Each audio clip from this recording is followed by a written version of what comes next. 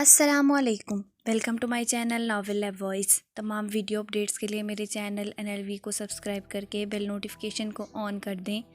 تو آئیے سنتے ہیں آج کی ویڈیو میں مصنفہ واہبہ فاطمہ کا دلکش ناول اسیر ہجر، ایپیسوڈ نمبر 13۔ ثنایا نے اسے سہم کر دیکھا۔ میں نفرت کرتی ہوں آپ سے۔ اس کی جنگلی سی گرفت سے آزاد پا کر اسی کے حصار میں اس نے بلکتے ہوئے کہتے بے دردی سے اپنے نازک لب رگڑ ڈالے جن پر ابھی تک اسے اس کے لمس کی حدت محسوس ہو رہی تھی۔ اس کی بات پر وہ استہزائیہ مسکرایا۔ مجھ سے نفرت ہے تو میرے ان کالے اعمال پر اتنی تکلیف کیوں ہوتی ہے میری جان کو؟ وہ بہکے بہکے سے لہجے میں کہتے اس کی کن پٹی پر سلگتے لب رکھ کر بولا۔ وہ قریب آیا تو ثنایا کو پتہ چلا کہ وہ محض ایپل جوس پی رہا ہوگا، لیکن اس انداز میں کہ ثنایا کو لگے کہ وہ کچھ اور پی رہا ہے۔ آپ شراب نہیں پی رہے تھے نا؟ صرف مجھے تڑپانے کو یہ ڈھونگ رچاتے ہیں۔ آخر کتنی تکلیف دیں گے مجھے؟ کتنا رلائیں گے؟ کیا ملتا ہے آپ کو مجھے اتنی تکلیف دے کر؟ وہ کہتی اس کے سینے سے سر ٹکا کر پھوٹ پھوٹ کر رو دی۔ میں تمہیں تکلیف نہیں پہنچانا چاہتا، مگر تمہیں اپنے قریب کرنا چاہتا ہوں۔ اسی لیے یہ گھٹیا طریقے آزماتا ہوں تاکہ تم تڑپو، مجھے برا بھلا کہو، مگر میرے قریب آؤ۔ تمہاری اس طرف سے مجھے اندازہ ہوتا ہے کہ تم میرے بارے میں کتنی حساس ہو، تو مجھے روح تک سکون حاصل ہوتا ہے۔ یہ سب کر کے تمہیں اپنے قریب آنے پر مجبور کرتا ہوں۔ میرے برے اعمال پر تمہارا یہ رونا، تڑپنا، سسکنا اس بات کی گواہی دیتی ہے کہ تم مجھ سے کس قدر محبت کرتی ہو۔ اسی لیے مجھے یہ سب کرتا نہیں دیکھ سکتی۔ محبت کرتی ہو، اعتبار نہیں۔ مجھے تمہارا اعتبار چاہیے۔ تمہیں تمہاری مرضی سے پوری طرح حاصل کرنا چاہتا ہوں۔ ایک مرتبہ مجھ پر اعتبار کر کے خود کو مجھے سونپ دو، میں تمہیں تمہاری مرضی کے کردار کا شوہر سونپ دوں گا۔ سکندر نے اس کو بے تحاشا چومتے دھیمی سرگوشیوں میں اپنے دل کے راز بتائے، اسے اپنی ناتمام خواہشات سے آگاہ کیا۔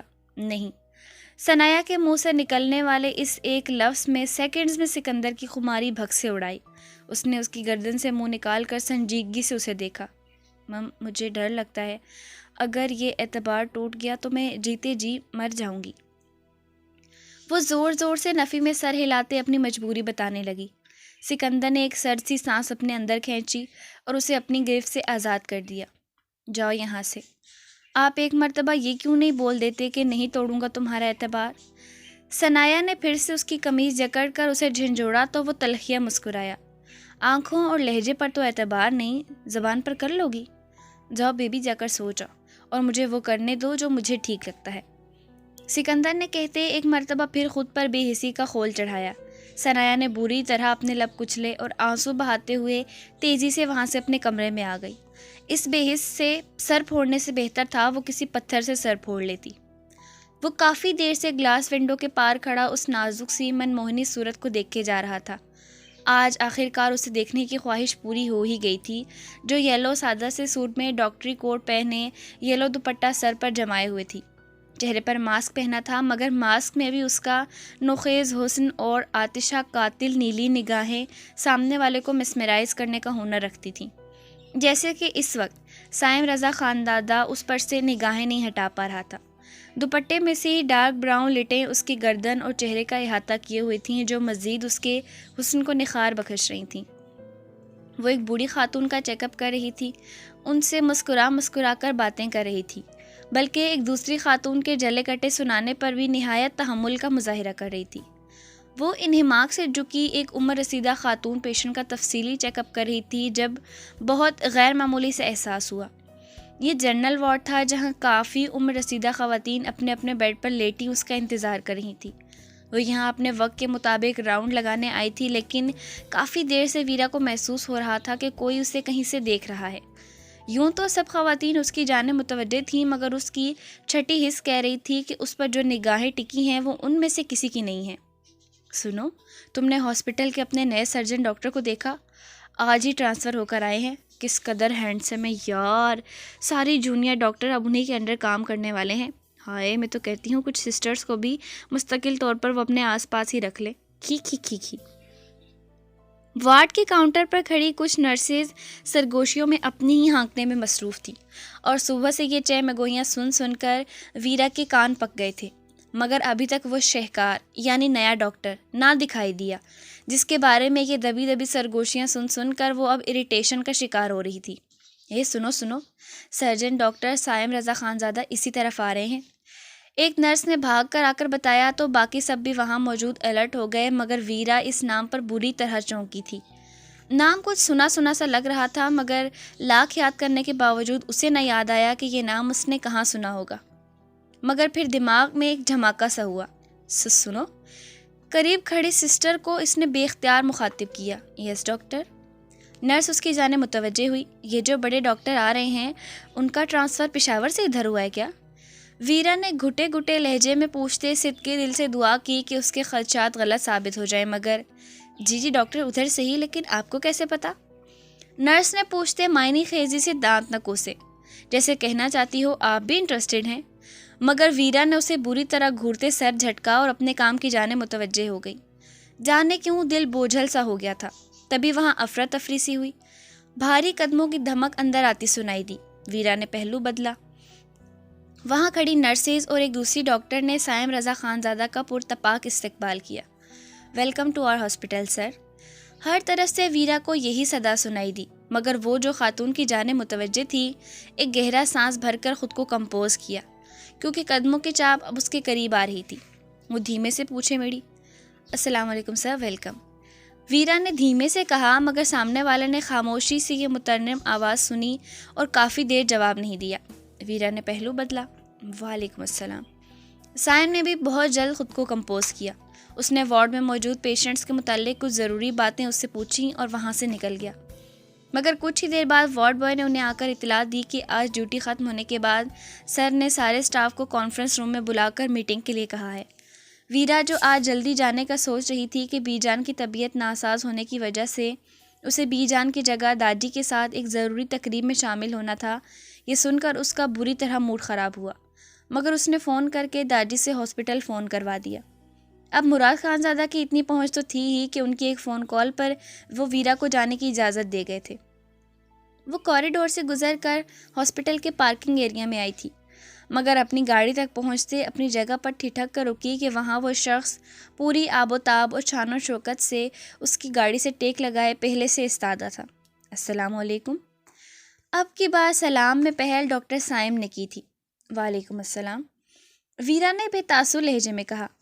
اگر آپ نے مجھے پہچانا، سائم نے مسکرا کر پوچھا، مگر ویرا کو اس کی نگاہوں میں شرارت ناچتی دکھائی دی۔ وہ جو اندر ایسے بیہیو کر رہا تھا جیسے یہاں آ کر اس نے ہاسپٹل والوں پر احسان کیا ہے، اب بڑی فرصت میں ویرا کو نہارنے میں مصروف تھا۔ جی ہاں، آپ سینئر سرجن ڈاکٹر سائم رضا خان زادہ ہیں، ویرا نے سنجیدگی سے کہا۔ دوسرے کسی حوالے سے صاف مکر گئی۔ سائم کی مسکراہٹ گہری ہوئی۔ آپ کے علاوہ آپ کوئی اور حوالہ، کوئی تعارف نہیں جانتی ہیں ڈاکٹر ویرا سلمان خان زادہ؟ سائمہ نے مسکرا کر پوچھا۔ وہ جانے اسے کیا بار کروانا چاہتا تھا، مگر ویرا کو عجیب بے چینی سی ہوئی۔ نہیں، مجھے تو اور کوئی حوالہ یا تعارف نہیں معلوم آپ کا۔ ویرا صاف مکر گئی اور دامن بچا کر گاڑی کی جانب بڑھی، جب وہ بہت اچانک پھر سے اس کے روبرو آیا۔ آپ کی خاندانی رسم و روایات کے مطابق آپ کسی کی منگ ہوتی ہیں ڈاکٹر ویرا خان زادہ، کیا آپ مجھے اپنے فیانسی کا نام بتا سکتی ہیں؟ اب کی بار سائم رضا خان زادہ نے اس کی آنکھوں میں جھانک کر پوچھا تو پہلی مرتبہ ویرا بری طرح کنفیوز ہوئی تھی۔ اسے کوئی جواب نہ سوجھا تو وہ ادھر ادھر دیکھنے لگی۔ سامنے والا ذہین تھا جس نے اسے چاروں طرف سے گھیر کر لاجواب کر دیا تھا۔ واقعی اب وہ کہتی بھی تو کیا کہتی؟ سائم نے اس کی جھکی نگاہوں اور سفید روئی سے ہاتھوں کی بے چین حرکت کو دیکھا، ساتھ ہی اس کے ماتھے پر چاندی کی طرح دمکتے شبنم کے ننھے ننھے قطروں کو دلچسپی سے ملاحظہ کیا۔ غالباً آپ شرما رہی ہیں مس سائم رضا خان زادہ 2B۔ سائم نے دانتوں تلے لب دبا کر معنی خیزی سے کہا تو ویرا کی گھبراہٹ میں اضافہ ہی ہوا۔ پہلے والی ویرا ہوتی تو سامنے والے کو ٹکڑا توڑ جواب دیتی، مگر اب جانے کیوں عجیب سی گھبراہٹ سی ہو رہی تھی۔ مجھے چلنا چاہیے، وہ کہتی گاڑی کی جانب بڑھی۔ آئیے میں آپ کو گھر چھوڑ دوں، اسی بہانے داجی سے ملاقات ہو جائے گی۔ سائم اطمینان سے کہتے اس کے ساتھ گاڑی کی جانب بڑھا تو وہ ٹھٹک کر رکی۔ آپ یہاں کے رسم و روایات سے باخبر ہیں تو یقیناً اتنا بھی جانتے ہوں گے کہ یہاں یوں کسی دائمی رشتے میں بندھنے سے پہلے کسی جوڑے کا اکیلے گھومنا معیوب سمجھا جاتا ہے۔ ویسے بھی مجھے گھر سے اجازت نہیں ہے کہ میں مٹھن خان بابا کے علاوہ کسی کے بھی ساتھ ہاسپٹل سے کہیں جاؤں. اللہ حافظ. ویرا نے سنجیدگی مگر نرمی سے کہا اور تیزی سے گاڑی میں جا بیٹھی. جانے کیوں اس شخص کے خوبرو سرخ و سفید چہرے سے مسکراہٹ الگ ہی نہیں ہو پا رہی تھی. دیکھتے ہی دیکھتے اس کی گاڑی دھول اڑاتی نگاہوں سے اوجھل ہو گئی اور وہ اطمینان سے اندر کی جانب چل پڑا. ویرا اپنی ہر الجھن کو جھٹک کر حویلی پہنچی اور بی جان کا چیک اپ کیا.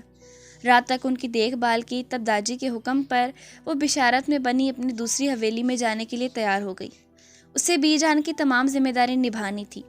سائمہ اور نایاب کو تو شروع دن سے ہی بی جان نے اس کام کے لیے نااہل قرار دے دیا تھا. اب بھی وہ پیروں تک فیروزی فراک جس پر گولڈن گوٹا کناری کا کام تھا پہنے ہوئے تھی. بالوں کو کھلا چھوڑے جب وہ باہر نکلی تو نایاب نے بے اختیار اس کی نظر اتاری.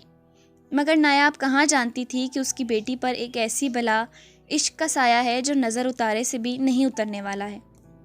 آج برسوں بعد پاکستان کی سرزمین پر قدم رکھا تھا. اسلام آباد ایئرپورٹ سے باہر نکلا تو ہر چیز نئی نئی سی محسوس ہوئی. اس کے ساتھ غفران کے کچھ دوست بھی تھے. وہ ایئرپورٹ سے نکل کر گاڑیوں میں بیٹھے جو حویلی سے ان کے لیے بھجوائی گئی تھیں. دعا اس دن اس کے آفس سے نکلی تو پھر واپس اس کی منحوس شکل اسے دکھائی نہیں دی اور یہ اس کے لیے اچھا ہی تھا کہ وہ دوبارہ انل سلیمان خان زادہ کے رستے میں نہیں آئی تھی. اگر آئی ہوتی تو وہ جو اسے آسانی سے نظر انداز کر گیا تھا تب شاید ایسا نہ کر پاتا. حویلی جاتے ہوئے تمام راستے وہ صرف ایک وجود کے بارے میں سوچتا رہا تھا. یہ عرصہ تو بزنس کو ادھر سے وائنڈ اپ کر کے پاکستان میں شفٹ کرنے کی دن رات کی محنت میں کیسے گزرا، یا پھر یہ کہا جا سکتا تھا کہ اپنے ٹکڑے ہوئے وجود کو سنبھالنے میں کتنا وقت لگا پتہ ہی نہیں چل پایا. اب جب کہ امریکہ کی ہر تلخ یاد اپنے بہت پیچھے چھوڑ کر وہ پاکستان آیا تھا تو ادھر قدم رکھتے ہی بس اس کی چہرہ آنکھوں میں صرف ایک ہی انسان کا چہرہ جل ملاتا تھا. تقریباً 3 گھنٹے کے بعد وہ لوگ بیت السلطان میں موجود تھے. شام کی فلائٹ تھی اور بیت السلطان پہنچتے پہنچتے انہیں رات ہو گئی تھی. بی جان نے کافی دیر اسے سینے سے لگا کر رکھا. سائمہ، نایاب، سلیمان، سلطان سب نے اسے سینے سے لگا کر وارم ویلکم کہا تھا. غفران اور ازگل بھی مل چکی تھی. غفران تو براق، ایملی، سوزین کو اپنے سامنے دیکھ کر ہواؤں میں اڑنے لگی تھی، اسی لیے انہی کے ساتھ ڈرائنگ روم میں چلی گئی. ہر کوئی سامنے تھا. سب لاؤنج میں بیٹھ کر خوش گپیوں میں مصروف تھے مگر انل کی نگاہیں ایک چہرے کی تلاش میں ادھر ادھر بھٹکتی ہوئی ہر بار ناکام واپس لوٹ رہی تھیں. آخر وہ کافی دیر ان کے پاس بیٹھ کر ادھر سے اٹھا اور اپنے کمرے میں جا کر فریش ہوا. سب حویلی میں موجود تھے، ایک وہی نہیں تھی جس کو اس حویلی میں داخل ہوتے ساتھ ہی دیکھنے کی خواہش کافی تھی.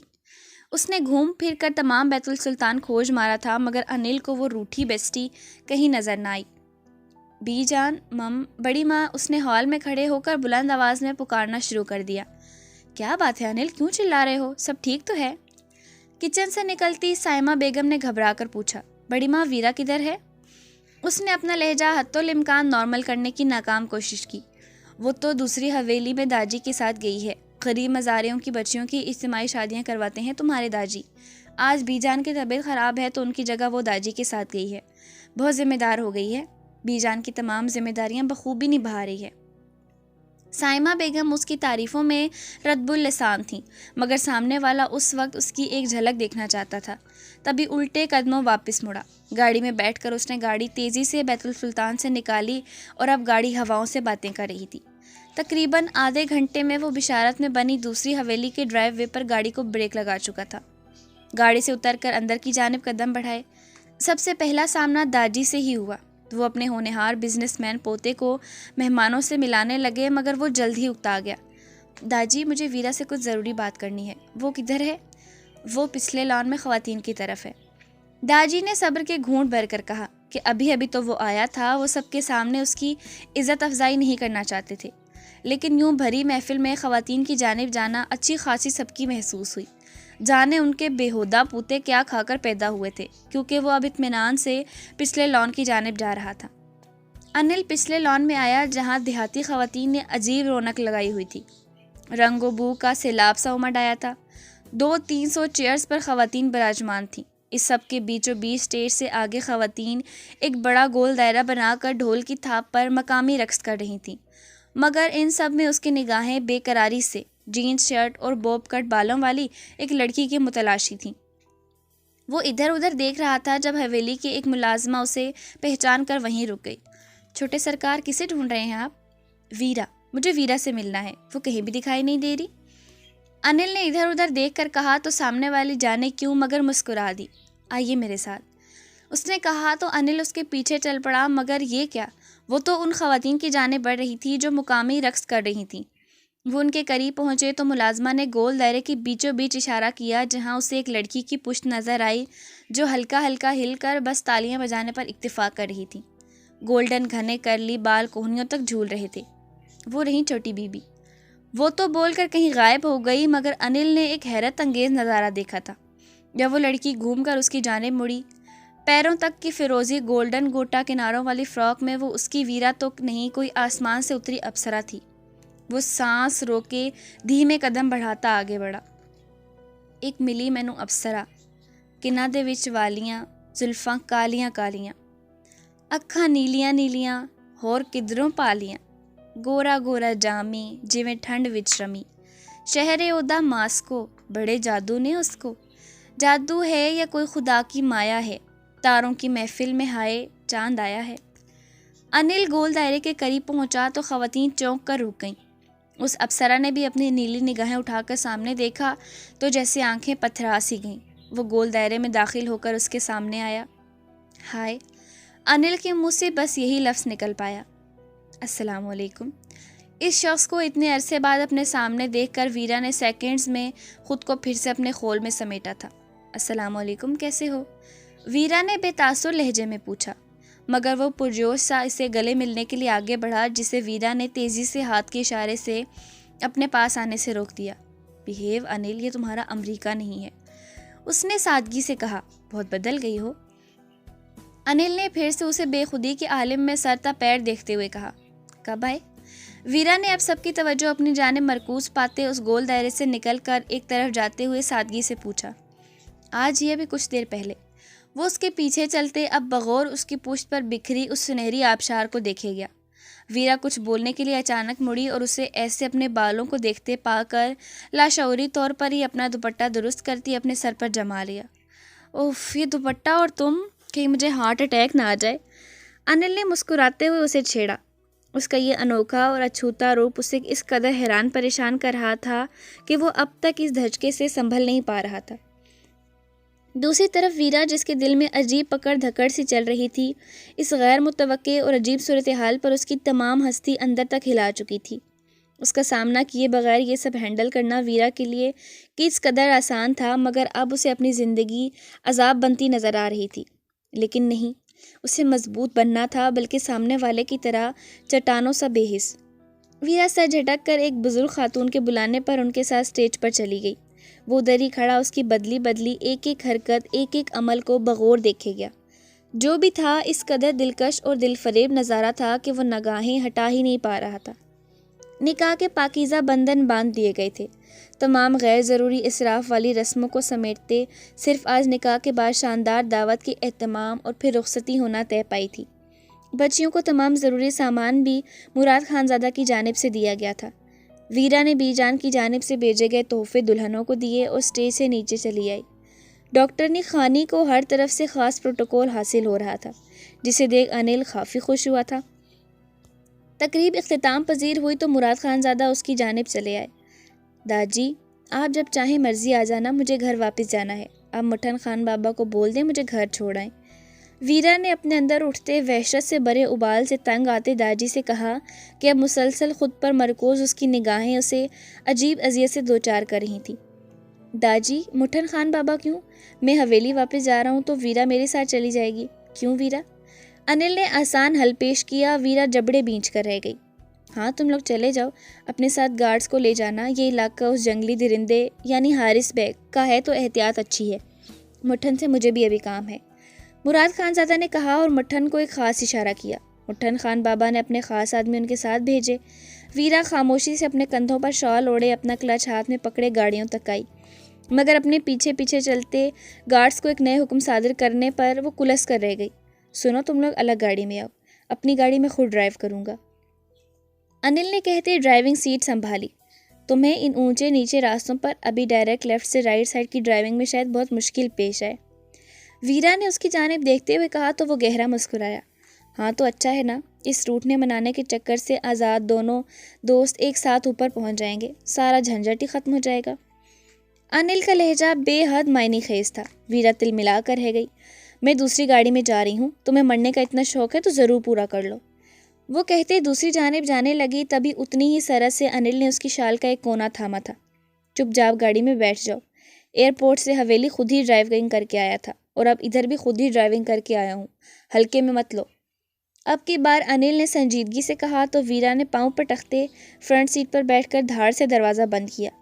یہ سب اعصاب شکن تھا۔ وہ جلد از جلد بس اپنے کمرے میں پہنچ کر کھل کر سانس لینا چاہتی تھی کہ اس آدمی کی موجودگی میں اسے فضا میں آکسیجن کی سخت کمی محسوس ہو رہی تھی۔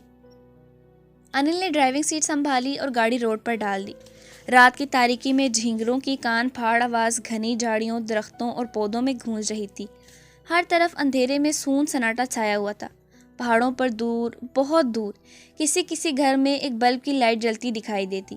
ٹھنڈی ٹھار یخ بستہ ہوائیں درختوں میں سرسراہٹ پیدا کر رہی تھی۔ گاڑی میں اعصاب شکن خاموشی تھی۔ ویرا جان بوجھ کر باہر کے مناظر میں کھوئی ہوئی تھی کہ ایک دم گاڑی نے ہچکولا کھایا۔ اوئی! ویرا کے منہ سے ہلکی سی چیخ برآمد ہوئی۔ اس نے جھٹکے سے سر اٹھا کر اسے دیکھا تو وہ کہکا لگا کر ہنس پڑا۔ دماغ خراب ہو گیا ہے تمہارا؟ پاگل تو نہیں ہو گئے؟ ویرا نے دانت پیس کر کہا۔ انکار نہیں کروں گا، ہو گیا ہوں پاگل، دماغ الٹ گیا ہے میرا۔ انل نے اطمینان سے کہا۔ کیوں، کس تکلیف سے؟ ویرا غرائی۔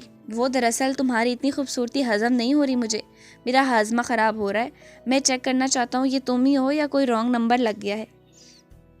انل نے سکون سے کہا تو ویرا جھنجھنا اٹھی اور اس دوران اسے یہ بھی محسوس نہ ہوا کہ وہ گاڑی کی سپیڈ کافی سلو کر چکا ہے۔ کیا بکواس ہے، مجھے بی جان کا چیک اپ کرنا ہے، وہ سو نہ جائیں کہیں، تو اپنی یہ فضول حرکتیں بند کرو اور مجھے جلد از جلد حویلی پہنچا دو۔ ویرا نے بے تاثر سر لہجے میں کہتے باہر دیکھا۔ گاڑی ایک جھٹکے سے سڑک کی ایک سائڈ پر رکی۔ ویرا کو پھر اس کی جانب مڑنا پڑا۔ تمہارا دماغ سچ مچ خراب۔ آئی! اس کی بات پوری نہیں ہوئی تھی جب انل نے اس کے ہاتھ سے اس کا کلچ چھینا۔ یہ کیا بے ہودگی ہے انل؟ ویرا چلائی، مگر اتنے وقت کے بعد ان لبوں سے اپنا نام سن کر اسے کافی اچھا لگا۔ انل نے اس کے کلچ سے اس کا فون نکالا اور اپنے نمبر پر بیل دی۔ اتنے میں گارڈز کی گاڑی سے ایک گارڈ اتر کر ان کی گاڑی تک آیا۔ چھوٹے خان سب ٹھیک تو ہے نا؟ وہ پریشان تھا۔ تو اب کیا ایک ایک سٹیپ تم سے پوچھ کر لوں گا؟ ڈونٹ ڈسٹرب می یار، جاؤ اپنا کام کرو۔ انل بدمزہ ہوا۔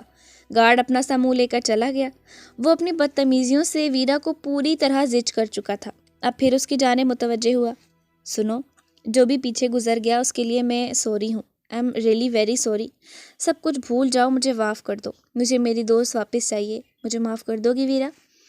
انل نے اس کی جانب دیکھا جو اس سے نگاہیں چرا رہی تھی۔ اٹس اوکے، کوئی بات نہیں، کر دیا معاف، ویرا نے سادگی سے کہا۔ گڈ، اور اب نمبر بلاک کرنے کی ہمت مت کرنا۔ انل نے پہلے کی طرح اس پر روب جھاڑا۔ Go to hell. ویرا نے اس کے ہاتھ سے اپنا موبائل اور کلچ چھینا۔ مائی پلیئر۔ اس کی مسکراہٹ چڑھانے والی تھی۔ ویرا نے سر جھٹکا، مگر انل اتنی دیر تک خاموش بیٹھ نہیں پایا۔ ویسے تم نے بتایا نہیں؟ انل نے اس کی جانب دیکھے بغیر پھر پوچھا۔ کیا؟ ویرا اب اس کی جانب کم ہی دھیان دے رہی تھی۔ یہی کہ اتنی خوبصورت یہ تم ہی ہو یا تمہارے روپ میں کوئی چڑیل خوبصورت بن کر بیٹھی ہے؟ انل نے اطمینان سے کہا۔ Shut up. وہ پھر بھڑک گئی۔ انل کے لبوں پر شرارت بھری مسکراہٹ تھی۔ اس نے لب کا کونا دانتوں تلے دبایا۔ اسے چڑھا کر تنگ کر کے کتنا مزہ آ رہا تھا کہ مہینوں کی کوف سیکنڈز میں اڑن چھو ہو گئی تھی۔ گاڑی حویلی میں داخل ہو کر ڈرائیو وے پر رکی تو ویرا جلدی سے گاڑی سے باہر نکلی۔ انل کے گاڑی سے باہر نکلنے سے پہلے وہ زنان خانے میں جا کر کہیں غائب ہو گئی۔ انل اب اطمینان سے اندر کی جانب بڑھا تھا۔ اذہان کچن میں داخل ہوا تو وہ موبائل میں سے دیکھ کر جانے کیا بنانے کی کوشش کر رہی تھی۔ برفی کچن کے باہر اطمینان سے بیٹھا مالکن کا پہرا دے رہا تھا۔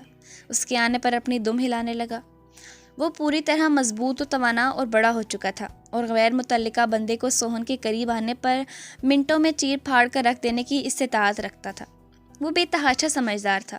روز صبح فجر کے وقت سوہن کے اوپر سے کمفرٹر گھسیٹ کر اسے اذہان سے پہلے نماز کے لیے اٹھا دیتا تھا۔ اذہان سوہن کو جھوٹ موٹ کا بھی ڈانٹ دیتا تو برفی اس کا حشر بگاڑ دیتا تھا۔ اذہان نے کچن میں اسے پھر سے کسی ڈش میں کھپتے ہوئے دیکھ لبوں کا کونا دانتوں میں دبا کر اس کی پشت کو دیکھا۔ السلام علیکم، کیا ہو رہا ہے؟ وہ پیچھے مڑی اور پھر سے چولہے پر رکھی نان سٹک پتیلی کی جانب متوجہ ہو گئی۔ میں آن لائن کلاسز لے رہی ہوں اذہان، اور آج چکن پلاؤ بنانے کی کوشش کر رہی ہوں۔ کاش امی سے یہ سب کچھ سیکھ لیتی تو آج اتنی پریشانی نہ اٹھانی پڑتی۔ اس نے روحانسی ہوتے ہوئے کہا، اس سب جھنجھٹ میں پڑنے کی آخر ضرورت ہی کیا ہے میٹھی، میں باہر سے لے آتا ہوں۔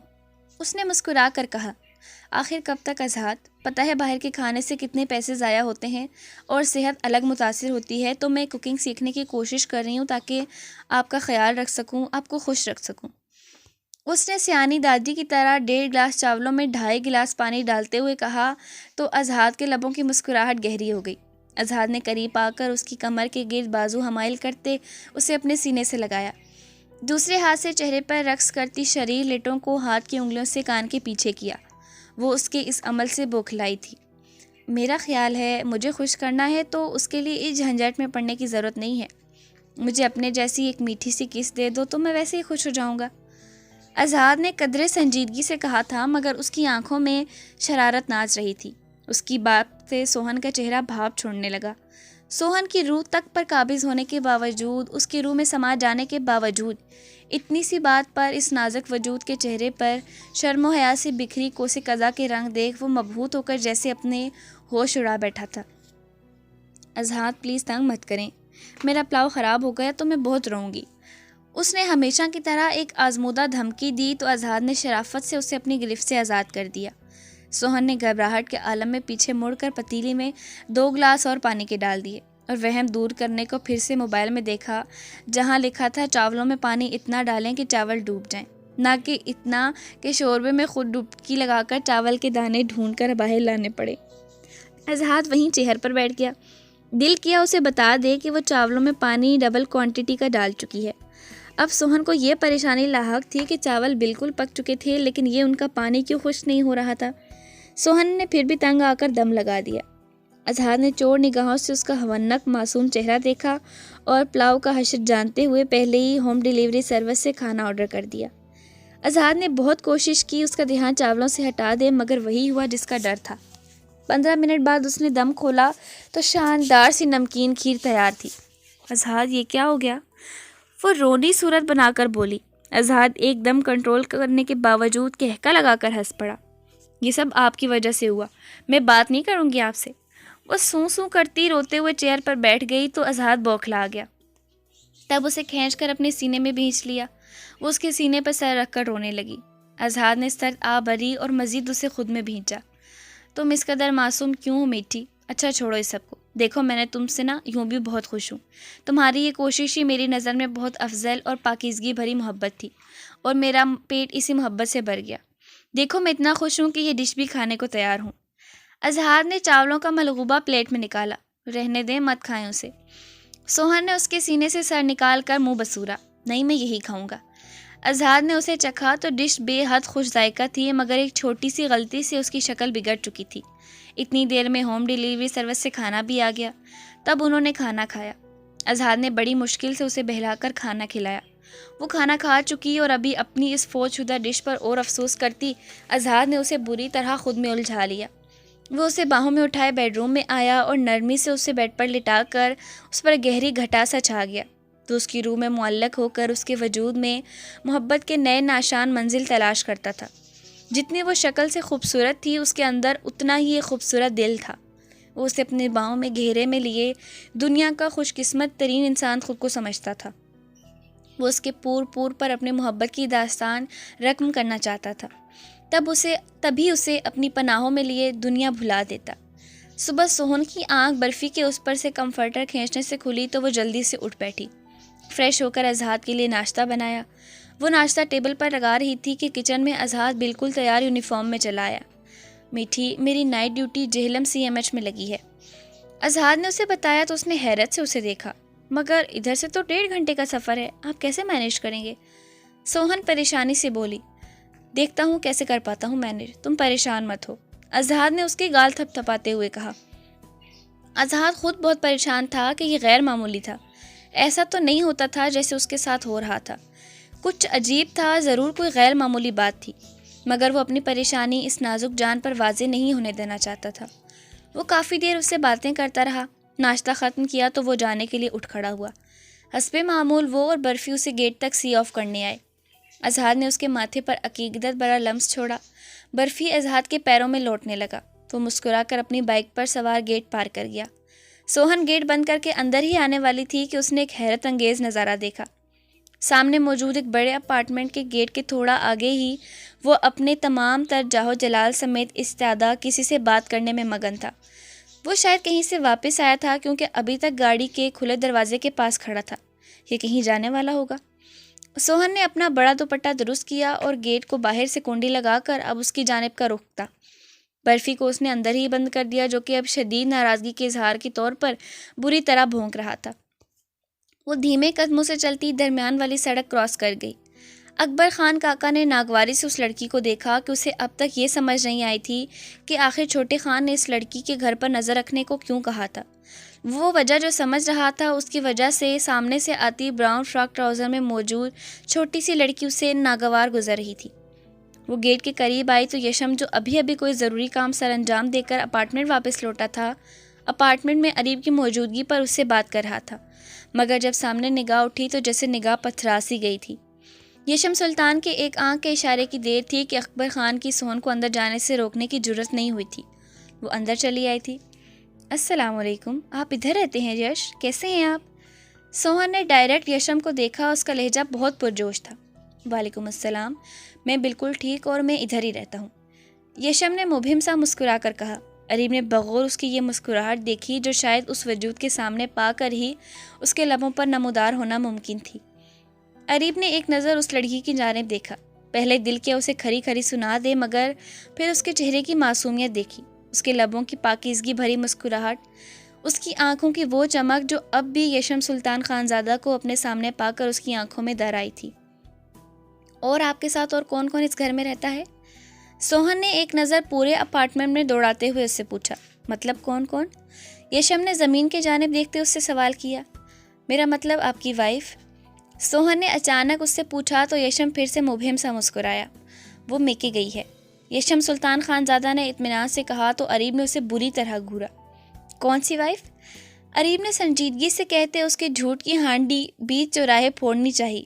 یشم نے ایک سر نگاہ اس پر ڈالی جیسے آنکھوں ہی آنکھوں میں وارننگ دی ہو، جبکہ سوہن ہونک بنی اب یشم کی جانب دیکھ رہی تھی۔ یہ میرے بڑے بھائی ہیں، یہ پوچھ رہے ہیں کون سی وائف، میرے والی یا ان کے والی؟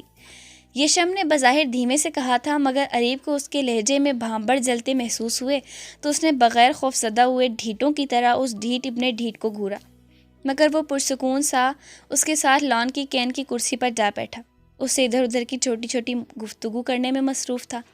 اریب نے ان کی جانب دیکھا اور ایک سرد آ بھری۔ اسے واقعی اس بات پر ایمان لانا پڑا کہ کائنات کا پورا نظام ہی محبت کا عکاس ہے، پھر بھی نہ جانے کیوں محبت کے نام پر انسانی سوچ صرف مرد و عورت کی محبت یا جسمانی تعلق تک محدود ہے۔ سامنے بیٹھی لڑکی اس کی فکر کر رہی تھی، اس کا پوچھ رہی تھی کہ وہ بھی زندگی میں آگے بڑھا کہ نہیں۔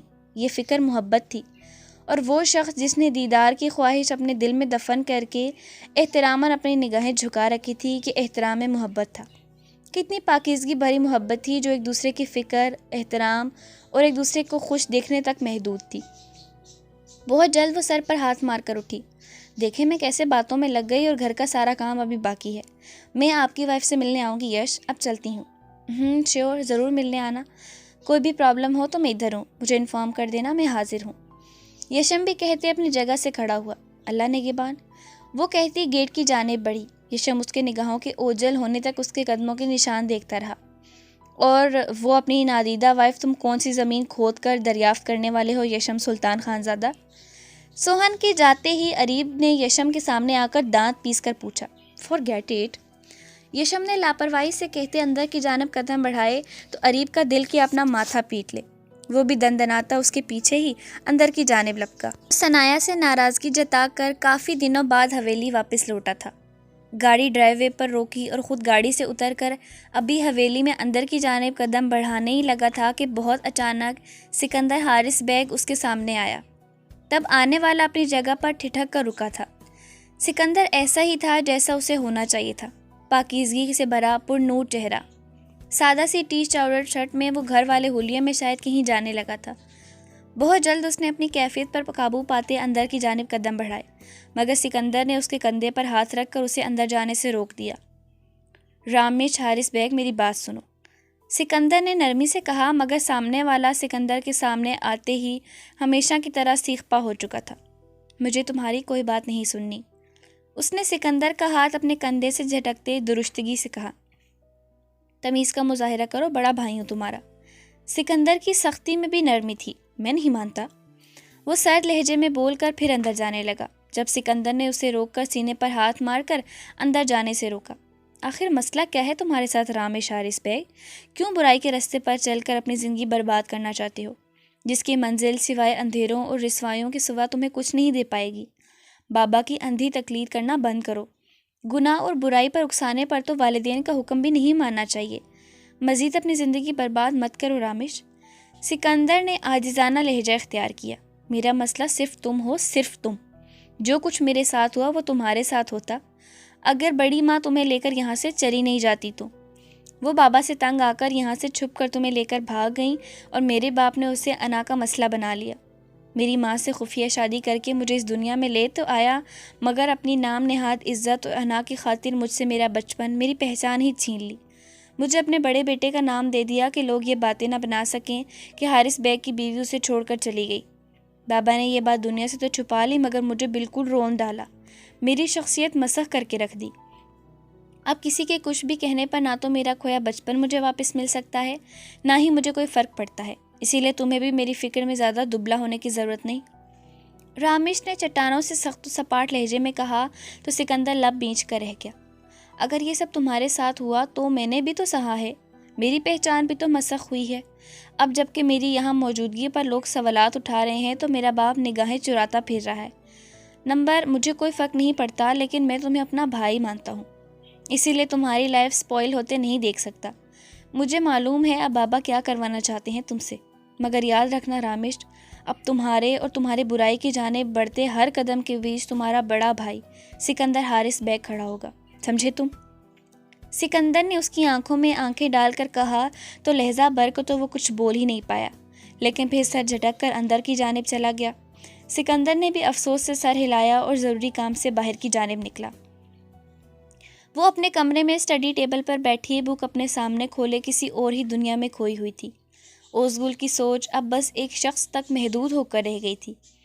اس نے اس کے گرد محبت کا ایسا حصار کھینچا تھا کہ وہ کچھ اور نہ سوچ پاتی، نہ اسے اب اس ستمگر کے علاوہ کچھ سجھائی دیتا تھا۔ تقریباً ہفتہ ہو چلا تھا وہ اوزگل کا چین، سکون، قرار سب اپنی مٹھی میں بند کیے کہیں غائب تھا، جبکہ وہ پچھلے دنوں مسلسل اسے ملنے آتا رہا تھا، مگر اب اوزگل اسے بے تحاشا یاد کر رہی تھی۔ اسے اس کی عادت ہو گئی تھی۔ وہ اس دشمن جاں کے بارے میں سوچ رہی تھی کہ فون رنگ ہوا۔ اس نے فون کی اسکرین کی جانب دیکھا تو دل جیسے کانوں میں دھڑکنے لگا۔ اریب کالنگ لکھا بلنک ہوا تو دل نے جیسے 120 کی رفتار پکڑی۔ فون یس کر کے کان کو لگایا۔ اس کی آواز تو وہ بھی سننا چاہتی تھی۔ السلام علیکم، کیا ہو رہا ہے؟ اریب نے فون یس کرنے کے بعد اسے خاموش پا کر خود ہی سوال کیا۔ وہ میں کیا میری میں گل؟ اریب نے اسے لفظوں میں الجھاتے اس کو چھیڑنے کی کوشش کی۔ میں اس وقت آپ ہی کو یاد کر رہی تھی، اوزگل نے دھیمے سے لہجے میں سادگی سے بتایا تو پہلے تو مقابل بری طرح چونکا، پھر لبوں کو ایک پراسرار سی مسکراہٹ نے چھو لیا۔ کیوں یاد کر رہی تھی مجھے؟ اریب نے کہتے اسے اپنے سحر میں جکڑا۔ ویسے ہی؟ وہ گھبرا گئی۔ نہیں، یاد تو ان کو کیا جاتا ہے جن کی کوئی خاص جگہ ہو آپ کے دل میں، آپ کی زندگی میں۔ تو میں یہی جاننا چاہتا ہوں کہ تم مجھے کس لیے یاد کر رہی تھی؟ اریب نے اس بات پر مزید گہرا تنگ کیا۔ ہر بات بتائی نہیں جاتی، انسان کو خود بھی سمجھ لینا چاہیے۔ بس اتنے الفاظ کہتے ہی میمی گل کا دم نکلنے والا ہو گیا۔ سمجھنے کا کیا ہے، میں تو یہ بھی سمجھ سکتا ہوں کہ تم اب تک مجھ سے خوفزدہ رہتی ہو، مجھ سے نفرت کرتی ہو تبھی۔ نہیں، ایسا تو کچھ نہیں ہے۔ اوزگل نے فوراً اس کی بات کاٹی۔ تو کیسا ہے میری جان؟ اریب نے اسے اپنی لچھے دار باتوں میں الجھایا۔ اوزگل کے دل کی دھڑکن کی رفتار سست پڑ گئی۔ بیل مجھے مار کے مترادف خود ہی اس سے عریب غریب جنس سے الجھ بیٹھی تھی، جسے باتوں میں سے اپنی مطلب کی باتیں نکالنے کا فن خوب آتا تھا۔ وہ میں آپ سے اوزگل کا سانس پھولنے لگا کہ دل کی دھڑکن یکدم بہت تیز ہو گئی تھی۔ وہ میں آپ سے بہت محبت کرتی ہوں۔ کہہ کر اوزگل نے فوراً فون رکھ دیا اور ٹیبل پر دونوں بازوؤں پر سر گرا کر گہرے گہرے سانس بھرنے لگی۔ ادھر وہ اپنی جیت پر مصروف ہوا اور ایک میسج ٹائپ کر کے اسے سینڈ کر دیا۔ اوزگل نے سر اٹھایا اور ڈرتے ڈرتے میسج اوپن کر کے دیکھا۔ جانے من، آج میرے لیے ایک بہت اہم دن ہے۔ میں اس دن کو یادگار بنانا چاہتا ہوں، محبت کی یہ منزل پانا چاہتا ہوں، تمہیں پوری طرح اپنانا چاہتا ہوں۔ آج رات کو میرا انتظار کرنا اور آخری زیور نکال کر رکھنا۔ آخری زیور اور ایک طویل رات اپنی گہرائی میں ہماری محبت کی ایک داستان رقم کر دے گی۔ میسج پڑھ کر اوزگل کی حالت مزید خراب ہونے لگی تو وہ اٹھ کر بیڈ پر لیٹ گئی۔ آج غفران اپنے تینوں دوستوں کو اپنا علاقہ گھمانے نکلی تھی۔ ایک وجہ یہ بھی تھی کہ وہ 2 دنوں سے حویلی میں براق سے بھی صحیح سے بات نہیں ہو پا رہی تھی۔ سب لوگ اس کے دوستوں کو اسپیشل پروٹوکول دے رہے تھے، جس کی وجہ سے وہ بہت حیران اور خوش تھے۔ غفران نے صبح ناشتے کے وقت بی جان سے اجازت لے لی تھی کہ وہ اپنے دوستوں کو اپنے باغات اور شہر کی سیر کروانا چاہتی ہے۔ حویلی میں براق کو بالکل الگ تھلگ مردان خانے میں رکھا گیا تھا، جس سے اس کا موڈ کافی خراب تھا۔ تبھی اب غفران اس کا مداوع کرنا چاہتی تھی۔ داجی نے خوشی سے اجازت دے دی تھی اور گارڈز کو ساتھ لے جانے کا کہا، لیکن ان کا یہ حکم بھی تھا کہ وہ انگریز لڑکا گارڈز کے ساتھ رہے اور غفران صرف اپنی دوستوں کے ساتھ رہے۔ اس لیے اب یہ لوگ باغات میں موجود تھے۔ غفران، یور سٹی اور country are very very beautiful, Emily نے پرجوش آواز میں کہا۔ چونکہ ان کے باغات ذرا اونچائی پہ تھے تو باغ کنارے لگی لوہے کی گرل کے پاس کھڑے ہو کے پورے علاقے کا نظارہ ہوتا تھا۔ یہ علاقہ تو ویسے بھی قدرتی حسن سے مالا مال تھا۔ سرسبز باغات، اونچے پہاڑ، بہتے چشمے دیکھنے والے کو مسمرائز کر دیتے ہیں کہ ایک بار جو یہاں آ جائے اس کا واپس جانے کو دل نہ کرے۔ باغ کے مالی بابا نے انہیں درخت سے توڑ کر فروٹ بھی دیے تھے، انجیر، لوکاٹ، خوبانی، انگوروں سے لدی بیلیں، سیاہ شہتوت کی خوشبو ہر سو پھیلی ہوئی تھی۔ براق جو کب سے غفران کو دیکھ کم تاڑ زیادہ رہا تھا اور اس سے بات کرنے کے موقع کی تلاش میں تھا، گارڈز کے باغ سے باہر رکنے پر اس کے قریب آیا۔ Ghufran, I want talk with you. Buraq نے ایملی اور سوزین کو دور سیلفی لیتے دیکھا تو لپک کے غفران کے نزدیک آیا۔ واپس امریکہ چلو ہنی، تم کب تک یہاں اس دقیانوسی ماحول میں رہو گی؟ آئی مس یو الاٹ، اور تمہارے لیے اتنی دور آیا ہوں، پلیز کم بیک۔ براق نے دل پھینکی انداز انگلش میں کہا۔ غفران جو صدا کی اپنی خوبصورتی پہ مغرور تھی، اب بھی گردن میں سریا فٹ ہوا۔ غفران تو ویسے بھی یہاں سے اکتائی ہوئی تھی، سرگوشی میں بولی، ویری سون بیبی، مجھے اپنا بزنس ادھر ہی سٹارٹ کرنا ہے۔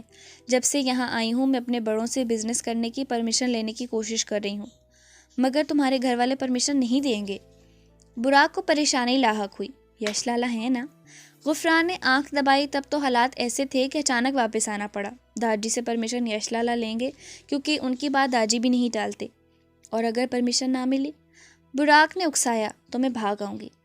غفران نے یہ کہہ کر لگایا، ویسے بھی تم ابھی مجھے جانتے نہیں ہو، میں بس صحیح موقع کی تلاش میں تھی، اب تم لوگوں کی وجہ سے آسانی ہو گئی ہے۔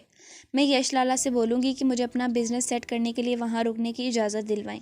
ایک بار یہاں سے نکل جاؤں بس، میرا تو اپنا دم گھٹتا ہے یہاں کے ماحول میں، ہر وقت پابندی، یہاں نہ جاؤ وہاں نہ جاؤ، اپنی کوئی مرضی ہی نہیں ہے جیسے۔ وہ بیزار لہجے میں بولی۔ براق کی یہ سن کر بانچیں کھلی جا رہی تھیں، اس کی گندی نظروں سے ہوس ٹپک رہی تھی۔ عورت تو اپنے اوپر پڑی ایک نگاہ کو پہچان جاتی ہے، مگر کچھ ہوتی ہیں غفران کی طرح جو صرف اپنی خوبصورتی پر نازاں ہوتی ہیں۔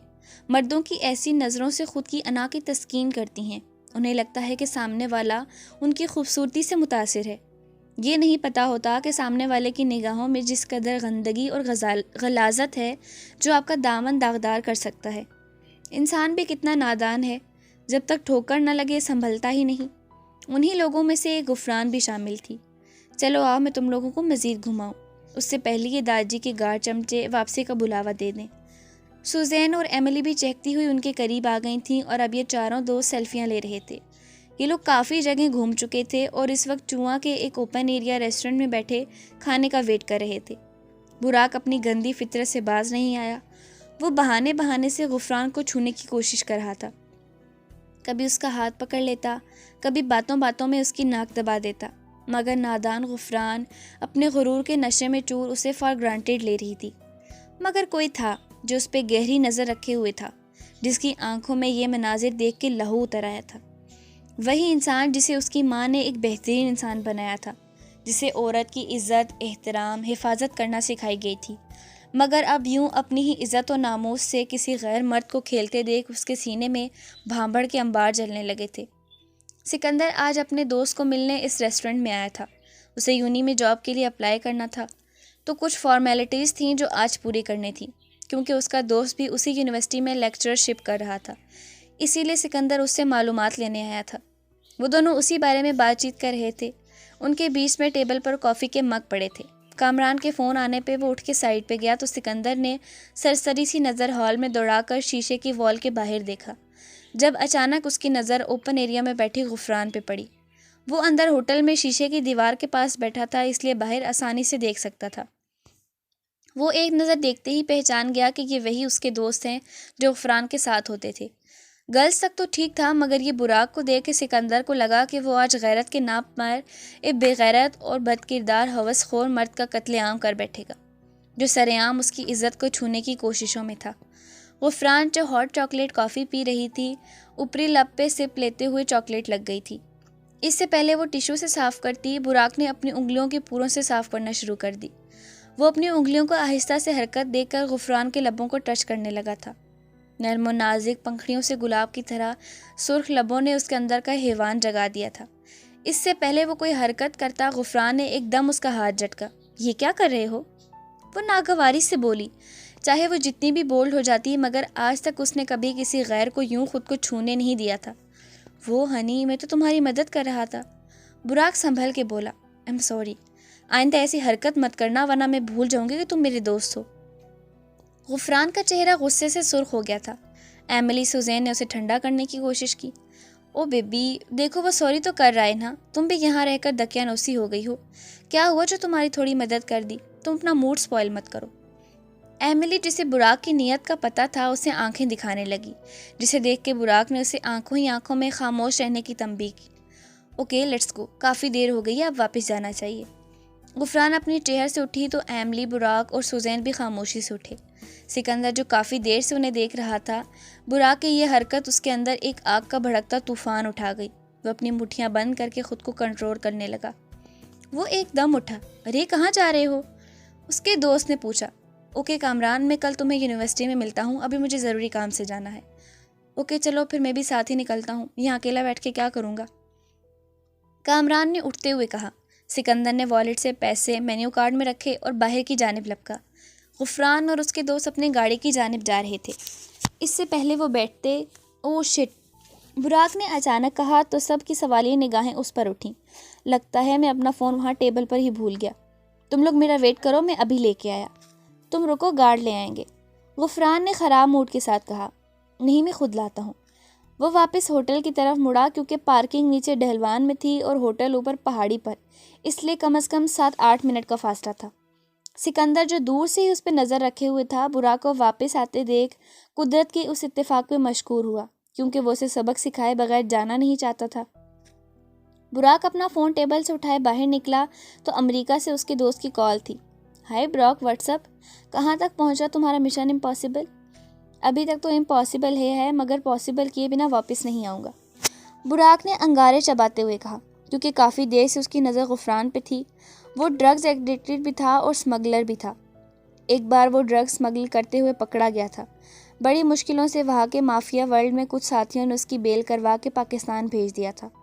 شرط یہ رکھی تھی کہ وہ غفران کو کسی بھی طرح واپس امریکہ لے آئیں، کہ پہلے تو اس کے گرد اندیکھی سیکیورٹی کی وجہ سے وہ ہمیشہ بچ نکلتی، تبھی کبھی ان سمگلرز کے ہاتھ نہیں آئی۔ براق کی جان تبھی چھوٹ سکتی تھی جب وہ غفران کو واپس لے کر جاتا، تبھی وہ سمگلنگ کے کیس سے بری ہو سکتا تھا۔ براق بات کرتا ہوا جا رہا تھا، سکندر گاڑی میں اس کا پیچھا کر رہا تھا۔ نیچے ڈھلوان پہ اترتے ہی سکندر نے اپنی سپیڈ بڑھائی۔ اس سے پہلے براق سنبھلتا، سکندر نے اسے بائیں سائڈ سے ہٹ کیا۔ غفران اور اس کی دوستیں جو دور سے ہی براق کو اپنی طرف آتا دیکھ رہی تھیں، اچانک سے اس کے پیچھے آنے والی گاڑی کو دیکھ کے وہ متوجہ کرتی کہ گاڑی براق کو ہٹ کرتے گزر گئی۔ قریب سے گزرتے ہوئے غفران کی نظر کھلی کھڑکی سے نظر آتے سکندر پہ پڑی، جو اسے غصیلی نگاہوں سے گھورتا ہوا نکل گیا تھا۔ اس کی نگاہوں میں ایسے شرارے لپک رہے تھے کہ ایک مرتبہ تو غفران بھی اپنی جگہ پر سن پڑ گئی۔ اس کے بعد جو لوگ ادھر ادھر اکٹھے ہوئے اور ان کے منہ سے مزید گوھر افرانی سن کر وہ جیسے بپھرا سی گئی تھی۔ کون تھا جو جان بوجھ کر ٹکر مار گیا؟ ارے وہی تھا سکندر حارث بیگ کا بڑا بیٹا۔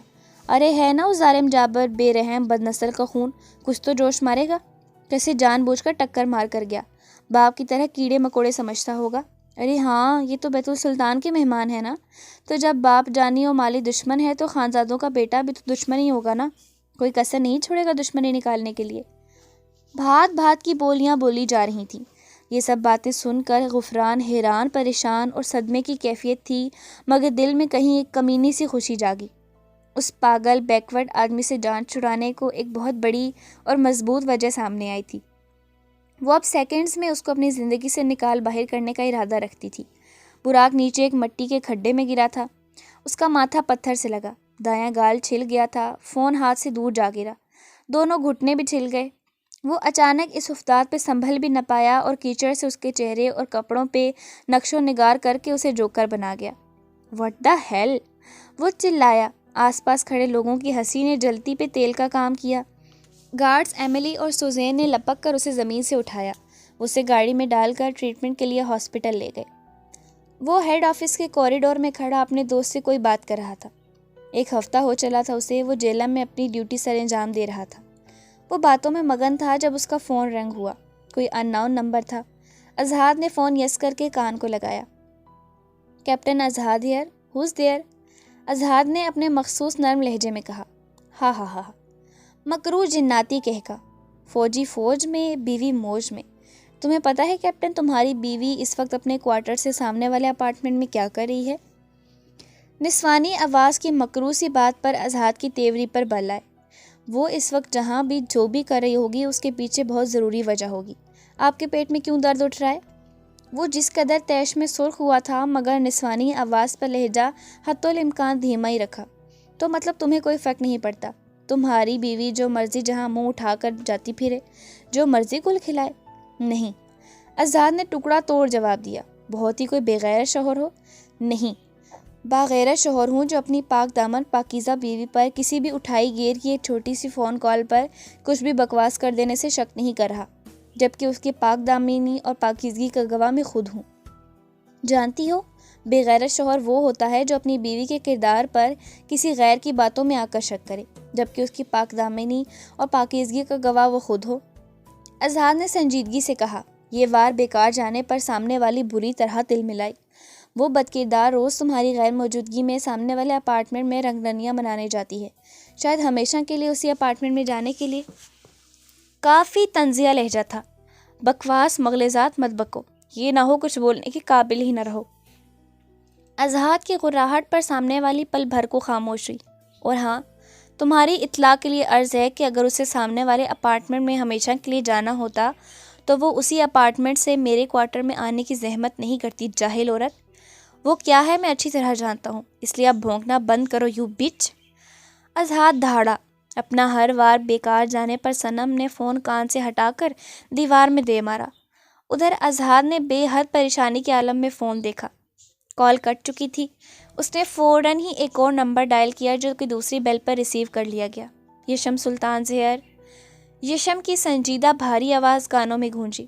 سر، وہی ہوا جس کا ڈر تھا، آپ کا خدشہ درست نکلا، ابھی مجھے فون کال آئی تھی۔ سن چکا ہوں۔ تو اب آگے کیا آرڈرز ہیں؟ اذہان نے اپنا ماتھا مسلا۔ آپ ایسا کریں کیپٹن کے سوہن کو منع کر دیں کہ وہ سامنے والے اپارٹمنٹ میں مت جایا کرے۔ یشم نے سنجیدگی سے کہا تو اذہان نے افسوس سے سر نفی میں ہلایا۔ میں اسے ایسا کچھ بھی نہیں کہوں گا سر۔ کیپٹن، یشم کی تنبیہی آواز گزری۔ نو سر، خدا نہ خواستہ اسے ایسا نہ لگے کہ میں اس پر شک کرتا ہوں۔ جب ایسا کچھ ہے نہیں تو میں اسے ایسا تاثر کیوں دوں، جبکہ حقیقت صرف ہم لوگ جانتے ہیں کہ یہ بات کس حد تک اور کہاں تک جا پہنچی ہے، کس قدر پیچیدگی اختیار کر چکی ہے۔ وہ ہزار طرح کے سوال پوچھے گی جن کا جواب میرے پاس نہیں ہوگا۔ ویسے بھی بابا واپس آنے والے ہیں اور ہم آپ کی فکر کرنا نہیں چھوڑ سکتے۔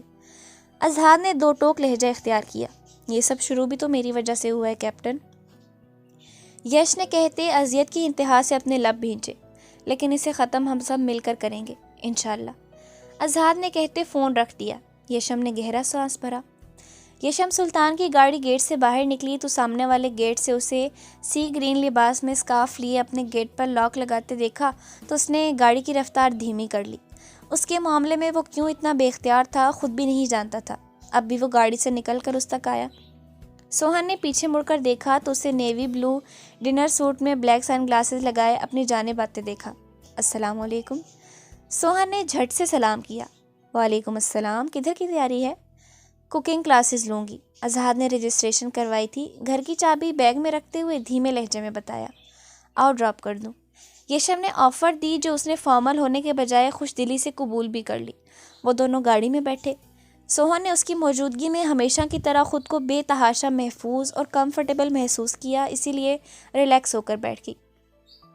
کیا ضرورت ہے ان حالات میں گھر سے اکیلے باہر نکلنے کی؟ آن لائن کلاسز لے لیتی، اس نے مشورہ دیا تو سوہن نے برا سا منہ بنایا۔ جی بالکل، 1-2 دن آن لائن کلاسز لے چکی ہوں، جس کے نتیجے میں اظہار میرے پلاؤ کو نمکین حلوہ اور پاستے کو بوائلڈ سبزیوں کے ملغوبے کا خطاب دے چکے ہیں۔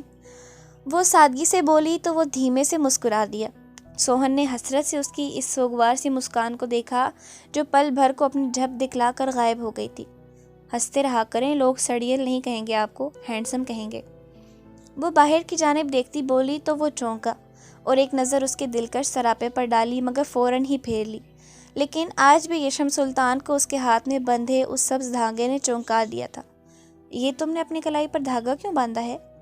اس نے بات گھماتے ہوئے آج وہ پوچھے بغیر رہ نہیں پایا۔ سوہن نے اپنی کلائی اپنی گود میں رکھی۔ یہ میری منت کا دھاگا ہے، اس نے دھیمے سے سر جھکا کر کہا۔ کون سی منت؟ یشم نے ایک نگاہ اس کے جھکے سر پر ڈالی۔ یہی کہ آپ ہمیشہ خوش رہیں، اس نے اطمینان سے معصومیت بھرے لہجے میں کہا۔ یشم سلطان کا دل جیسے دھڑکنا بھول گیا، بری طرح جبڑے بھینچ لیے۔ کچھ منتیں ادھوری رہ جاتی ہیں سوہن، اس دھاگے کو توڑ کر پھینک دو۔ کاش وہ کہہ پاتا کہ اس مردہ دل اور جذبات کی لاشوں کی مٹی میں خوشیوں کی کومپل پھوٹنا ناممکن سی بات تھی۔ یشم سلطان نے سامنے سڑک پر نگاہیں جما کر سنجیدگی سے کہا تو سوہن نے سراسیزمی سے اپنے دھاگے والی کلائی کو دوسرے ہاتھ سے چھپا لیا۔ اللہ نہ کرے، کیسی باتیں کر رہے ہیں آپ؟ وہ خفا ہوئی۔ کاش ہم مسلمانوں میں بھی وہ دوسرے تیسرے جنم والا سلسلہ ہوتا تو میں کہہ پاتا کہ تمہاری منت شاید اگلے جنم میں پوری ہو جاتی۔ مبہم سا لہجہ تھا، یا وہ کہنا چاہتا تھا کہ اگر اگلے جنم کا کوئی سلسلہ ہوتا تو وہ تب اپنے لا حاصل عشق کو حاصل کر کے اپنی ناتمام حسرتوں کو پورا کر لیتا۔ یشم نے اپنی بات کو مذاق کے پیرائے میں لپیٹ کر پیش کیا تھا، جسے سوہن نے بری طرح نظر انداز کر دیا۔ اچھا بتائیں، آپ کی وائف کب تک لوٹ رہی ہیں؟ مجھے ملنا ہے ان سے بہت جلد۔ سر شکر کہ یشم کو جھوٹ کا پلندہ نہیں باندھنا پڑا۔ اس چھوٹی سی کمرشل عمارت کے باہر اس کی گاڑی نے بریک لگائی جہاں اسے جانا تھا۔ وہ گاڑی سے اتری۔ بیسٹ آف لک، یشم نے مسکرا کر کہا۔ تھینکس، کل آپ کی وائف سے ملنے آؤں گی۔ سوہن نے پیچھے مڑتے اسے یاد دہانی کروائی تو وہ پھر مسکرا دیا۔ اس نے تیزی سے گاڑی ادھر سے نکالی جیسے اس کے پیچھے کوئی خون آشام آسیب پڑا ہو۔ رات کے 12 بجے کا وقت تھا۔ گھڑی کی ٹک ٹک کے ساتھ اوزگل کے دل کی دھڑکنوں میں شور برپا ہو رہا تھا۔ آنے والے وقت کا سوچتے وہ بیڈ پر بیٹھی لرز رہی تھی۔ آج آخری زیور باقی تھا اس کے پاس جو اسے پہنانا تھا، مگر وہ کمر بند تھا۔ اوزگل نے پہنی ہوئی بھی آج پنک کلر کی فراک تھی، پنک دوپٹہ اور پنک ٹراؤزر۔ دل کی دھڑکن کانوں میں سنائی دے گی جب مخصوص آہٹ کمرے میں آتی محسوس ہوئی۔ وہ جو گھٹنوں کے گرد بازو فولڈ کیے بیٹھی تھی، بے اختیاری اپنا چہرہ بازوؤں میں چھپا لیا۔ اس کی اس حرکت پر اریب کے چہرے پر ایک پراسرار سی مسکراہٹ رینگ گئی۔ وہ اطمینان سے دھیمے قدموں سے چلتا بیڈ کے قریب چلا آیا۔ وہ اس کے بے حد قریب بیٹھ گیا۔ کیا ہوا؟ اس نے اسے گہری نگاہوں سے جانتے ہوئے پوچھا، جبکہ اوزگل نے چہرہ چھپاتے ہوئے ہی نفی میں سر ہلایا۔ اوزگل، ادھر میری طرف دیکھو۔ اب کی بار اس نے اس کے بازو کو تھاما اور اسے اپنی جانب گھمایا تو وہ کٹی پتنگ کی طرح اس کے کشادہ سینے سے آ لگی۔ وہ مزید بوکھلاہٹ کا شکار ہوئی تھی۔ ڈر لگ رہا ہے مجھ سے؟ اس نے اس کی آنکھوں میں جھانکتے سنجیدگی سے پوچھا تو اوزگل نے فوراً نفی میں سر ہلایا۔ اب کیا کہتی؟ آنے والے لمحات کا سوچ کر دم نکلے جا رہا تھا۔ گھبرا کیوں رہی ہو؟ اریب نے اپنے ہاتھ کی پشت سے اس کی روشن پیشانی پر چمکتا وہ پسینہ صاف کیا۔ وہ مجھے اس سے شرم آ رہی ہے۔ وہ منمناتی آنکھیں بند کرتی انگلی سے ایک جانب اشارہ کرتی بے تحاشا معصوم لگی۔ جبکہ اس کی انگلی کے اشارے کے تعاقب میں اریب نے نگاہ دوڑائی تو اسے ڈریسنگ پر پڑا وہ کمر بند نظر آیا جو اس نازک سی جان کے لیے جان کا آزار بنا ہوا تھا۔ وہ اس کی مشکل سمجھ کر گہرا مسکرایا۔ تو یہ مسئلہ ہے میمی گل کو، مگر آج تو اس امتحان سے گزرنا ہی ہوگا میری جان۔ اریب نے معنی خیز سرگوشی کرتے اسے تھوڑی سے تھامتے اس کا چہرہ اوپر کیا۔ اس گل کو اپنے لبوں پر اس کی جھلستی گرم مہکتی سانسوں کی تپش محسوس ہوئی تو اس گل نے پٹ سے آنکھیں کھول دی۔ وہ اس سے ہی سرخ مخمور ان پراسرار جادوئی نگاہوں سے دیکھنے میں مصروف تھا جنہوں نے اس گل کو اپنا اسیر بنا لیا تھا۔ یہ پہننا ضروری ہے کیا؟ وہ اس کی اتنی سی قربت سے بھی پاگل ہونے کو تھی۔ کچھ گال سہلاتا اس کا ہاتھ اس گل کی دھڑکنیں منتشر کرنے کو کافی تھا۔ یہ پہنانا ہی تو سب سے ضروری ہے میری جان۔ اسے پہنا کر ہی تو پوری زندگی کے لیے میں اپنے عشق کا حصار تم پر ایسے تنگ کر دوں گا کہ ساری زندگی تم اس گول دائرے سے باہر نہیں نکل پاؤ گی۔ وہ اسے بازوؤں سے تھام کر نیچے اتار لایا۔ اس کے کان میں جان لیوا سرگوشی کرتے اس کے جان کے در پہ ہوا۔ لیکن کچھ مت بولو، آج بس خاموش رہو۔ اریب نے اس کے گداز لبوں پر شہادت کی انگلی رکھتے ہوئے کہا۔ وہ اسے ڈریسنگ تک لایا تھا۔ آج مجھے وصل کی بارش میں پور بھیگی تمہاری خاموشی سننی ہے۔ اریب اس کے کان کے پاس جھکا۔ وہ گہرے سانس لیتے بے حال ہو گئی اور اس کی شرٹ مٹھی میں جکڑ لی، گردن ایسے جھکائی کہ تھوڑی سینے سے جا لگی۔ اریب نے ڈریسنگ سے کمر بند اٹھایا۔ پلیز اریب، اسے نہیں۔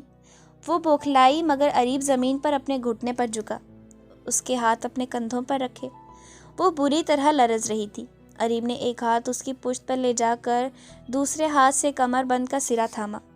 گھنگروؤں کی جھنکار سے پورا کمرہ گونجنے لگا۔ اپنے پہلوؤں پر اس کے ہاتھوں کے لمس نے اس گل کے اوسان خطا کر دیے، مگر وہ اس کے دائیں جانب جھک کر کمر بند کا ہک بند کرنے لگا۔ ہو گیا۔ وہ اس سے دور ہونے کے چکر میں تھی مگر اریب نے ہک بند کر کے اچانک اس کے گرد بازو حمائل کر کے اسے خود میں بھینچ لیا اور اپنا چہرہ اس کے پہلو میں چھپا لیا۔ اس گل کے لگا وہ بے جان ہو کر گر پڑے گی۔ اریب پلیز۔ اس گل نے اسے کندھوں سے تھام کر خود سے دور کرنا چاہا مگر وہ تو جیسے اس کے دامن سے لپٹ ہی گیا تھا۔ اس کی اس طرح کی قربت بھی جان لیوا تھی۔ جان تو تب نکلی جب اس گل کا دوپٹہ بھی کندھے سے سرک کر ان دونوں کے قدموں میں جا گرا۔ اریب! وہ حواس باختہ ہوئی جب وہ زمین سے کھڑے ہو کر اسے یوں ہی حصار میں لیے اس کے روبرو کھڑا ہوا۔ اس کا سفید پڑتا چہرہ دیکھ وہ اس کے گال سے اپنا گال رب کرنے لگا۔ ہلکی گھنی بیئرڈ کی چبھن محسوس کر کے وہ مزید خود میں سمٹی۔ تم پوری طرح سے صرف میری ہو، تمہارا یہ وجود میرا ہے، میں اسے ہر وقت اپنی باہوں کے حصار میں قید رکھنا چاہتا ہوں۔ تم پر صرف میرا حق ہے، یہ میرا جنون ہے جو آج سر پٹ دوڑتا اپنے عشق کو اپنی منزل پر پہنچا کر ہی دم لے گا۔ اسی لیے آج کوئی مزاحمت نہیں، کوئی ڈر نہیں، کوئی خوف نہیں، یہ دوری نہیں۔ آج میں تمہیں پوری طرح اپنانا چاہتا ہوں، تم پر موجود اپنا ہر اختیار آزمانا چاہتا ہوں، اس گہری رات میں وصل کی خوابیدہ باہوں میں سونا چاہتا ہوں۔ وہ کہتے اس کی پچھلی گردن میں ہاتھ حمائل کر کے اس کا چہرہ اوپر اٹھا گیا۔ اس گل نے خوف کھائے ہوئے اس کی آنکھوں کو اپنے گلابی کپ کپاتے لبوں پر فوکس کیے ہوئے دیکھا اور کچھ کہنا چاہا مگر اس نے جھک کر اس کے نچلے لب کو اپنے لبوں کی جال میں پھانس لیا۔ اس گل کی پوری آنکھیں کھل گئی جبکہ وہ آنکھیں موندے اس کے ہونٹوں پر اپنی شدتیں نچھاور کرنے لگا۔ جب اس گل نے مزاحمت کی تو اریب نے اپنے ایک ہاتھ کی انگلیوں کی پوریں اس کی پلکوں پر رکھ دیں، یوں اس گل کی بھی آنکھیں بند ہو گئیں۔ اب وہ اس کی ہاتھوں کی گستاخیاں اور بے باکیاں اپنے پورے وجود پر محسوس کر سکتی تھی۔ اریب نے اس کے لبوں کو آزادی بخشے بغیر اسے باہوں میں بھرا۔ اس گل کا تنفس پوری طرح بگڑ چکا تھا۔ اریب نے اسے آہستگی سے بیڈ پر لٹایا اور پل بھر کو اس سے الگ ہو کر اپنی شرٹ کے بٹن کھولتے اسے اتار کر ایک سائڈ پر اچھالی۔ اب وہ گہری نگاہوں سے اس کا لرزتا کانپتا وجود، سرخ انار بھیگے ہونٹ دیکھے گیا۔ اریب نے اس کے اوپر جھک کر اسے باہوں میں بھرا، پوری طرح قابض ہوتے اس کے وجود پر دسترس حاصل کی۔ اریب نے دھیمے سے اس کی کمر کے گرد ہاتھ لپیٹ کر وہ کمر بند کھول کر ایک جانب رکھا۔ اس گل نے کچھ کہنے کو لب کھولنے چاہے جب اریب نے پھر اس کے سارے الفاظ چھین لیے۔ اس گل کی جان پر تو تب بنی جب کمر سے فراک انزپ ہوتی محسوس ہوئی۔ اریب نے اس کے دونوں کندھوں سے فراک نیچے کھسکا دی۔ اب اس کے لبوں نے گردن سے اس کے پور پر سفر شروع کیا تو اوز گل جیسے بے جان ہونے لگی۔ اریب، یہ غلط ہے، ابھی رخصتی۔ شش۔ اس ظالم نے اس کے لبوں پر اپنی شہادت کی انگلی رکھ کر اسے خاموش کروایا۔ مت روکو مجھے۔ نہیں رکوں گا، رک گیا تو مر جاؤں گا۔ اریب نے کہتے اس کی گردن پر اپنے لب رکھے اور کان کی لو کو ہلکا سا دانتوں تلے دبایا۔ اس گل مچل گئی اور ایک طویل سسکی بھر کر اس سے دوری اختیار کرنی چاہی، مگر وہ جیسے اس کے دامن سے لپٹا اس سے پل بھر کی بھی دوری اختیار کرنے کا رودار نہیں تھا۔ اریب نے اس کے کندھے پر اپنے لب رکھ کر اسے بے جان کر دیا۔ اس گل کی منتشر ہوتی دھڑکنیں تھمنے لگیں۔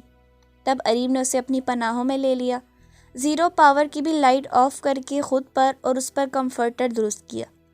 گہری رات کے گہرے سناٹے میں ٹھنڈی یخ بستہ ہوائیں دھیمے سروں میں ملن کے گیت گنگناتی رہیں۔